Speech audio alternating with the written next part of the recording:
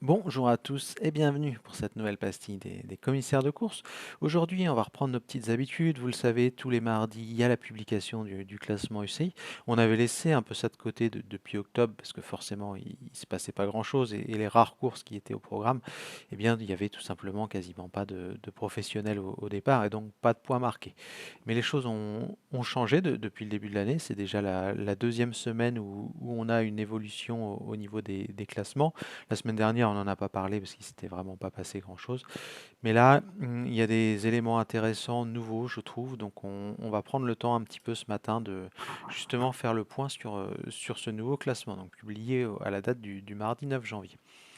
Sans surprise, la Jayco Alula est en tête. La Jayco, elle avait déjà marqué des points en octobre, à la fin du mois d'octobre, grâce au Hong Kong Cyclothon, qui était une épreuve classée en points. Et il n'y avait vraiment pas de concurrence, hein. Il n'y avait que Coratec qui était également engagé.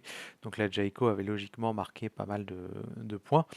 Et elle a continué sur sa lancée lors du chrono des championnats d'Australie, lors de la course en ligne ensuite, où elle a ramassé un joli pactole et bilan des courses, elle se retrouve largement en tête du classement puisqu'elle possède 283 points d'avance sur Ineos Grenadiers qui avait elle marqué notamment des points grâce à Jonathan Narvaez. C'était lors de la course en ligne des Pan American Games, là aussi à la fin du mois d'octobre ou au début du mois de novembre, je me souviens plus exactement.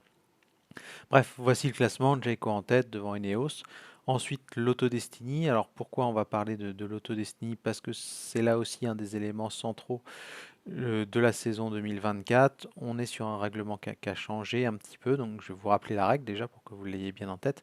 L'an passé, vous le savez, c'était le top 50 qui donnait accès aux épreuves World Tour aux invitations en tout cas pour les épreuves World Tour de la saison 2024. Les choses ont légèrement changé cette année, c'est-à-dire qu'il faudra faire partie cette fois-ci du top 40 cette année, donc c'est un petit peu plus complexe. Top 40 donc pour postuler au Grand Tour de la saison 2025. Alors ça ne concerne que les pro teams en World Tour, invitation automatique, il n'y a pas de problème. En Conti, on n'a de toute façon pas le droit de participer à une épreuve du World Tour. Donc pour les pro teams, la tâche se corse un petit peu et c'est pour ça qu'il y en a pas mal qui sont allés chercher des points en octobre ou en novembre aussi, parce qu'il faudra faire partie de ce fameux, comment dirais-je, top 40 du classement UCI à la fin de la saison, donc environ à la mi-octobre, je crois que c'est entre le 15 et le 20 octobre en général la fin de la saison officielle. Bref, voilà, maintenant que j'ai planté le décor, je vais rappeler aussi que les deux premières formations de Pro Team sont invitées automatiquement sur les grands tours de la saison suivante et que la troisième, elle, a accès aux courses d'un jour, si je ne dis pas de bêtises. Donc il y a aussi un enjeu au niveau du classement et pas non seulement d'un point de vue du top 40 ou du top 50 comme c'était le cas l'an passé. Et d'ailleurs, il faudra rappeler également, et ça j'ai failli l'oublier, que l'an prochain sera top 30. Donc là, ça va devenir vraiment très très complexe pour certaines formations de la division Pro Team. Bref, revenons, si vous le voulez bien, à notre classement UCI. On va se focaliser donc sur la Pro Team.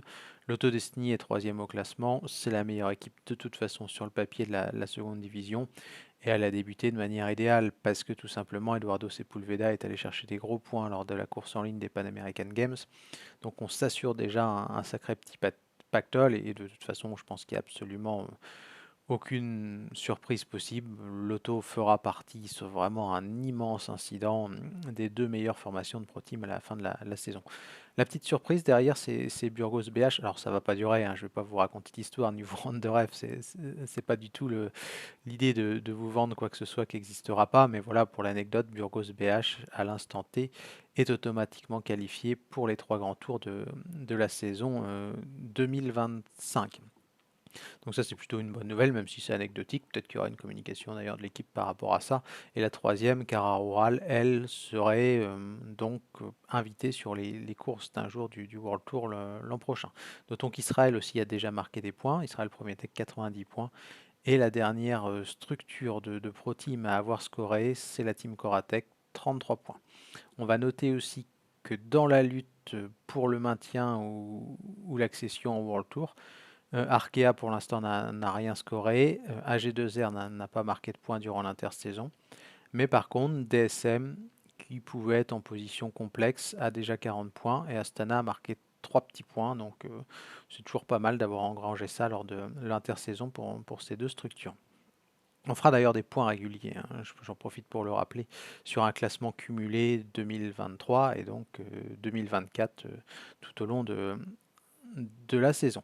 Dernier élément que j'avais à vous confier, il concerne le calendrier de la semaine. Cette semaine, il y a une seule épreuve au programme, c'est la New Zealand Cycle Classic. Il n'y a aucune équipe de première ou deuxième division qui sont engagées, parce que vous le savez, malheureusement, la Bolton a dû jeter l'éponge et a disparu durant l'intersaison. Mais ça n'empêche pas qu'il y aura 3 professionnels au départ. Apparemment, de ce que j'ai entendu, la bataille a été rude au niveau des pro teams pour aller placer ces coureurs dans la sélection néo-zélandaise. Mais c'est Lotto Destiny et Burgos qui ont empoché la mise. Et donc, sachant que c'est les 2 premières formations de pro team au classement, elles risquent fort de remarquer quelques points là cette semaine, puisqu'elles sont les seules à avoir des coureurs engagés, comme je le rappelais sur la New Zealand Cycle Classic. Du côté de la Lotto Destiny, c'est Logan Curry qui sera au départ.